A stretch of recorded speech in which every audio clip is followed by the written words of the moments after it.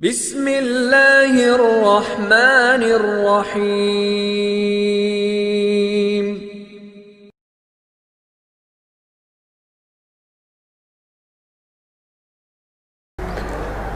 السلام علیکم ورحمۃ اللہ وبرکاتہ۔ نحمدہ ونصلی علی رسولہ الکریم، اما بعد، فاعوذ باللہ من الشیطان الرجیم، بسم اللہ الرحمن الرحیم۔ الصلاۃ والسلام علیک یا رسول اللہ وعلی آلک واصحابک یا حبیب اللہ۔ اسلام قبول کرنے کے بعد جب انسان دائرہ اسلام میں آ جاتا ہے تو اسلامی قوانین کے مطابق عمل کرنا بھی ضروری اور لازمی ہے، جبکہ بہت سے لوگ اسے دینی ذمہ داری سمجھ کر عمل بھی کرتے ہیں اور سختی سے اس پر کاربند ہوتے ہیں۔ یہی لوگ ہیں جو صاحبان ایمان میں شمار کیے جاتے ہیں، مگر کچھ تعداد ایسی بھی ہے جو اسلامی قوانین کو سمجھنے کی کوشش بھی نہیں کرتے ہیں اور اسلامی ہر بات کو ہلکا لیتے ہیں۔ ایسے ہی لوگ اور ایسے لوگوں کے بال بچے بھی گمراہی کے شکار ہو جاتے ہیں۔ ایمان کا دار و مدار جن 5 باتوں پر ہے، کئی ہفتوں سے اسی پر کلام ہو رہا ہے، جس میں سے کلمہ، نماز، روزہ، زکوٰۃ کا تذکرہ ہو چکا ہے۔ آج 5واں رکن حج کے تعلق سے عرض کرنے کی سعادت حاصل کر رہا ہوں۔ حج ہر اس مسلمان پر فرض ہے جو اس کی استطاعت یعنی مالی اور جسمانی اعتبار سے طاقت رکھتے ہیں۔ جب اس قدر رقم آپ کے پاس آ جائے، بس اسی وقت سے آپ پر حج فرض ہو گیا۔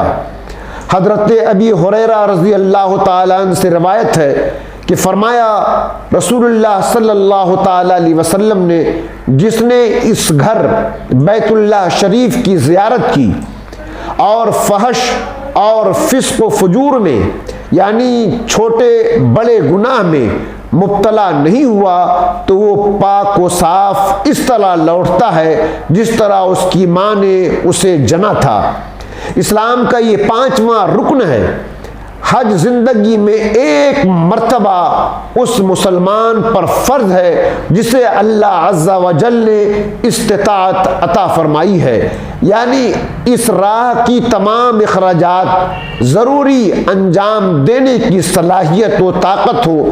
حج تمام فسق و فجور سے پاک ہو کر انجام دیا گیا ہو تو پھر گناہوں سے ایسا دھلا ہوا نظر آئے گا جس طرح کہ آج ہی اس کی پیدائش ہوئی ہو۔ حضرت علی رضی اللہ تعالی عنہ سے روایت ہے کہ فرمایا، رسول معظم صلی اللہ تعالی علیہ وسلم نے جس شخص کے پاس زاد راہ اور استطاعت ہو بیت اللہ کعبہ شریف پہنچنے کی اور وہ حج نہ کرے تو کچھ پرواہ نہیں کہ وہ یہودی ہو کر یا نصرانی ہو کر مرے۔ کتنی سخت وعید ہے۔ اللہ تعالیٰ رحم فرمائے اور توفیق دے ان مسلمانوں کو جو استطاعت کے باوجود دنیا کی غفلتوں میں اپنی عاقبت تباہ کر رہے ہیں۔ اس فریضہ الہی کے ترک سے شدید نقصان اور خدشہ ہے۔ حضرت ابن عباس رضی اللہ تعالی عنہ سے روایت ہے کہ فرمایا، رسول مکرم صلی اللہ تعالی علیہ وسلم نے، اسلام میں اس کا کوئی وزن نہیں ہے جس نے حج نہیں کیا۔ اسلام میں رہبانیت نہیں ہے۔ اگر کوئی شخص صلاحیت کے باوجود نکاح نہ کرے اور مجرد کی زندگی بسر کرے تو یہ جرم ہے۔ ایسے شخص کا کوئی وقار اور وزن اسلام میں نہیں ہے کہ اسے کہا جائے یہ بہت بڑا متقی یا اور کوئی بہت بڑا پرہیزگار۔ ایسے شخص کو قدرت کے باوجود ایسا نہ کرنے پر ملامت ہے۔ اسی طریقے سے حج بھی وہ دولت ہے اور وہ نعمت ہے کہ استطاعت کے بعد اگر آپ نہ کیجئے تو یہ بہت بڑی محرومی ہے۔ حضرت عائشہ صدیقہ رضی اللہ تعالیٰ عنہ سے روایت ہے، کہتی ہیں کہ میں نے سوال کیا، یا رسول اللہ صلی اللہ علیہ وسلم عورتوں پر جہاد ہے؟ فرمایا ہاں، ان پر بھی جہاد ہے، قتال نہیں ہے۔ اس میں حج و عمرہ ہے، یعنی عورتوں کے لیے جہاد حج اور عمرہ ہے، ان کے لیے حج و عمرہ جہاد ہے جس میں قتال نہیں ہے۔ حج کی افادیت و عظمت مسلمان مرد و عورت ملاحظہ فرما لے، اس راہ سے فرار کی کوئی صورت نہیں ہے۔ حضرت ابو امامہ رضی اللہ تعالی عنہ سے روایت ہے کہ فرمایا رسول اللہ صلی اللہ علیہ وسلم نے، تم نماز ادا کرو اور رمضان کے مہینہ کا روزہ رکھو اور ادا کرو زکوٰۃ اپنے مالوں کی، اور تم پر اپنے امیر اولی الامر منکم کی اطاعت کرو، تمہیں تمہارا رب جنت میں داخل فرمائے گا۔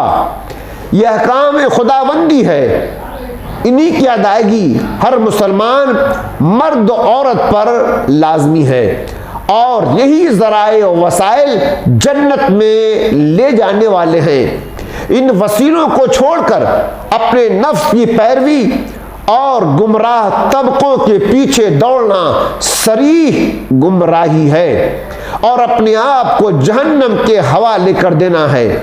ہر عبادت اور ہر عمل میں ایک تاثیر اور روحانیت ہوتی ہے جس کا تعلق آپ کی نیتوں اور اخلاص سے ہے۔ جس قدر آپ کے عمل میں اخلاص اور نیت میں جتنی پاکیزگی ہوگی، اس عبادت اور عمل کا اثر بھی اسی قدر مرتب ہوگا۔ اسلام کے 5 بنیادی ارکان کے تعلق سے آپ خواتین و حضرات احادیث کریمہ کی روشنی میں اہم اور ضروری باتوں سے آگاہ ہو چکے، تاکہ دینی معلومات کے ذریعہ اپنے اپنے ایمان و اعمال کا صحیح محاسبہ کریں، اور ہر عمل کے لیے شریعت نے جو قوانین بتلائے ہیں اسی پر عمل کرنے کا جذبہ اور شوق پیدا کیجیے۔ ایمان لانے کے بعد کلمہ پڑھ کر، نماز کی پابندی کر کے، روزہ رکھ کر، زکوٰۃ ادا کر کے، فریضہ حج انجام دے کر بھی ہماری زندگی خدا نخواستہ گناہ آلود ہو، برائیوں میں پڑے ہوں، تو موت، قبر، آخرت کے تصور سے بھی دور ہو، تو ایک مسلمان کے لیے اس سے زیادہ اور کیا بد نصیبی ہو سکتی ہے۔ اللہ عز و جل بڑا رحیم و کریم ہے، وہ کسی پر ظلم نہیں کرتا۔ گناہ ہو جائے تو توبہ کرنے پر توبہ فوراً قبول فرماتا ہے۔ اسلامی بھائیوں اور اسلامی بہنوں سے میری گزارش ہے کہ اپنی زندگی کے ہر صبح و شام کو شریعت کے حکم کے مطابق ڈھالنے کی کوششیں بڑی کریں۔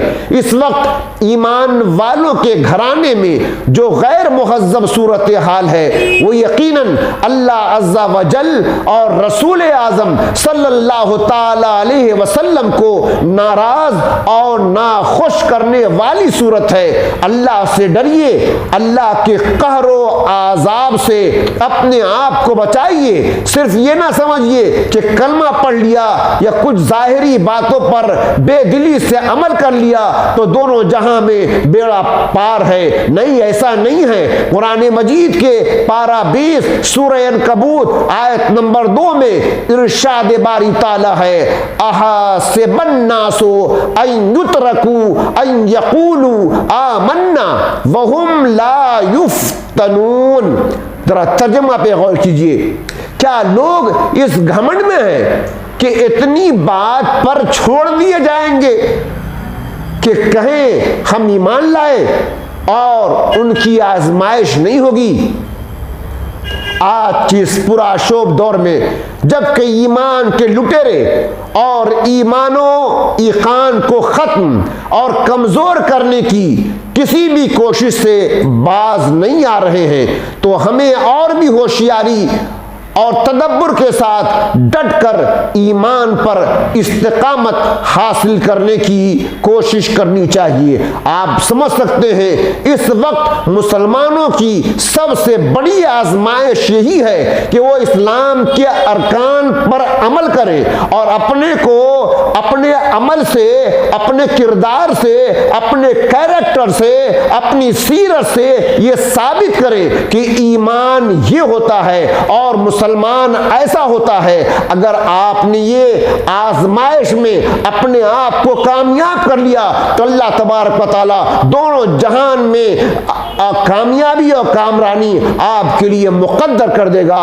وآخر دعوانا الحمدللہ رب العالمین۔